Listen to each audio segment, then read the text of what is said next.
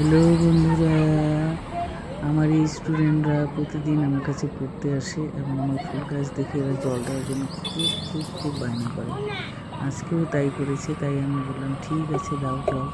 তুমি জল দিতে গিয়ে দেখছো আর কত আনন্দে আনন্দে জল দিচ্ছে এবং ফুল গাছগুলোর মতোই এরাও, এদেরকে খুব সুন্দর লাগছে। এরাই আমাদের দেশের ভবিষ্যৎ।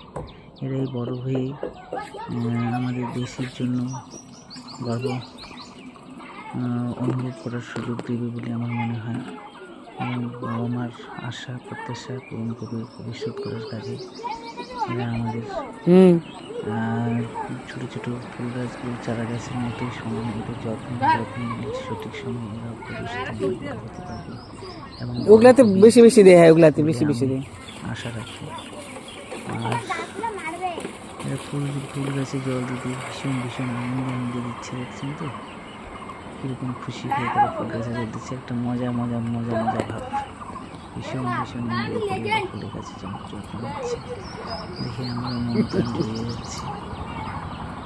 এরা আরও অনেক বড় করতে ফুলের গাছে এটাই আশা করি।